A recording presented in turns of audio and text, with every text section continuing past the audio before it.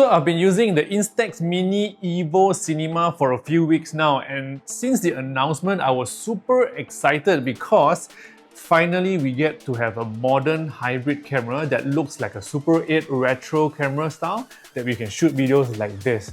I was so excited to a point that I instantly contacted Fujifilm and I told them I want to buy it, right? But of course, it wasn't available at that time, but I managed to get a review unit to use it and also share my experience on YouTube. So I've been using it for a few weeks now. So in this video, I want to share with you what I like and I don't like about it. Let's go.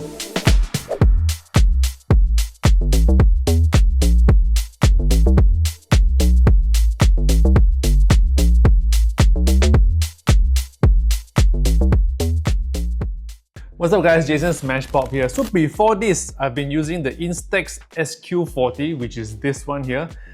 It cannot shoot videos, only instant photos, but the special thing about the Mini Evo Cinema is that it can also shoot videos, which is very interesting. Hence, they call it a 3-in-1 hybrid camera. You can take instant photos, you can shoot short videos, and also you can print mobile photos, as in photos from your smartphones, okay? Now, before I move on to tell you about the features, let's look at the design and also the physical outlook of the camera. So on the front, we get to see a selfie mirror. Beside it is actually the flash. The lens here actually has a rotating ring, and this ring is to change the intensity of the effects or also the filter. Down here is actually the shutter button that we can press to shoot photos or videos. And then on the side, this is where we see all the button controls. We have this button to switch between still and cinema, which is videos. There's also another button to turn on and off the UI. And this Era's dial, they call it, you can actually turn the dial to change the filter from 1930 all the way to 2020. So there are 10 filters here. And then down here on the bottom right is the dial for you to zoom in and zoom out. And to print, we have to turn this lever twice to print the instant photos. Now at the back, there are also some buttons here and also a dial that we can turn to preview photos and do other settings. Now on this side, this is where we put in the Instax Mini Instant Film, which I will show you in a bit. But that's overall the design of the device. And if you get this device, in the box, you will get a few accessories. The first one is this strap here. Okay, so this strap is for you to carry the camera. You also have this eyepiece. So this eyepiece, once you attach it to the back, it actually magnifies the screen. So you can actually hold it to your eye and record like this super old school vibe, okay? And there's also an accessory for you to put at the bottom of the camera so that once you attach it, you get to hold the camera with a better grip. Okay, so to me, I prefer to have this grip attachment on all the time so that it is more comfortable to hold. Now let's talk about all the 10 iconic looks, okay? So on the box here, it actually shows you all the different colors and filters and how it looks like when you switch to that filter. I personally really like the 1930, which is the first one, black and white.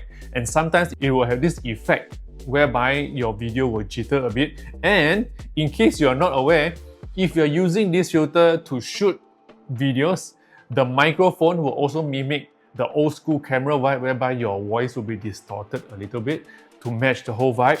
1、2、3，开球！哇 ，nice！ 3，开球！呀！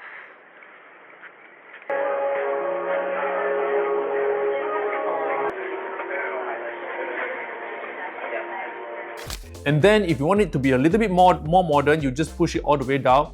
I usually would use the 2000 one and also the 2010 because it looks kind of old school, but it kind of matches the vibe that we all like nowadays. Those in between, I feel they are a little bit too extreme. Some are too extremely faded and some are too extremely saturated, which is not my style. But of course, you can switch around and play if you own this camera and find the filter and also the intensity that you prefer. Now there's also this companion app called Instax for mini Evo Cinema. So it's basically made specifically for this camera, okay? So once connected using Bluetooth, you will be able to see the camera listed inside this app. And there are a few things that you can do. Number one is transfer photos from your camera, either from the built-in storage or from the micro SD card. And once it's transferred, you can start editing using this app as well. Now the editing is very simple. You don't get something like CapCut, okay? This is just basically for you to put together clips, and then you can trim or you can change the volume, and you can move clips around to create your own short video. So once you're done, interestingly, you can print your videos, okay? So in order to do that, you can pick the thumbnail that you want, a frame from the video, and then you can choose where to place the QR code. And there are also options for templates. So for example, when I choose this template here, I can also edit the font and also the text in the template. Like what I do here, it's a pickleball video, I put my title as pickleball, and I can start printing it. Okay, so now that we have printed the instant film, which is basically the one that we just edited from the pickleball video, right? You might want to show the video to your friends.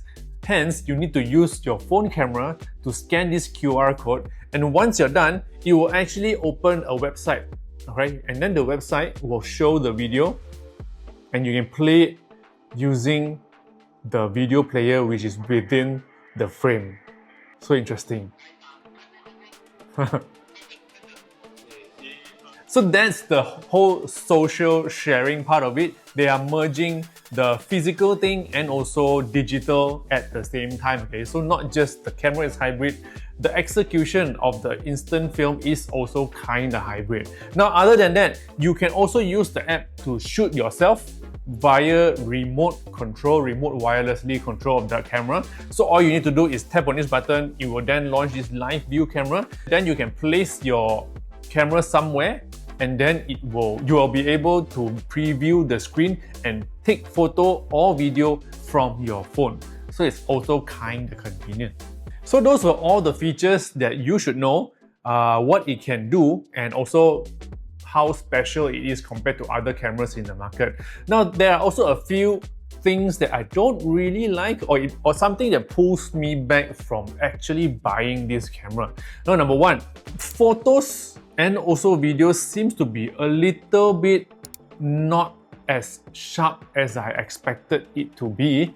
Hence, whenever I print out, instant films like this, they are kind of blurred. Maybe it's a vibe, maybe it's a old school camera vibe, but it shouldn't be as blurred as this. Or if you're watching this and if you are professional in taking photos like this, please let me know in the comments below. How should I go around to make visuals very sharp, or even sharper than what it is now? Okay, as you can see, some of the samples here on the screen, they are not focused, or rather not sharp. To be honest, I really don't know. So that's actually one of the things that makes me feel like, Another thing, switching between the looks. It actually takes a little bit of time before you can switch from one look to another, around 3 to 4 seconds, depending on which look we switch from. And that actually takes out a bit of time because you can't instantly switch and shoot, switch and shoot. You need to switch and wait 1, 2, 3, 4, and then once it's switched, you can start shooting. So it's kind of sluggish. I wish that Fujifilm can improve on this in future firmware updates, make it snappier, because or else it's really going to feel like super old school and super analog. You know what I mean? Okay, so conclusion. It's a fun camera. It's a great conversation starter when you meet your friends, because when you bring this out, when you shoot like this, instead of shooting like this, people will be asking you, hey, what are you doing? What camera is that? Then you can start talking, sharing with them, oh, this is the new Instax Mini Evo Cinema, and it shoots like this, retro vibes and stuff. So that's one good thing. The second thing is that it really brings out all the old school vibes that we like currently, and we are able to print them out, which is fun. Also, the sharing point of it is very good. Okay, so at this point of recording, it is not launched yet, so there is no official pricing Once I know, I'll put it down there, okay? But I would assume it is roughly between 1,000 to 2,000 ringgit. I feel the price is okay for a camera that can do so much like this.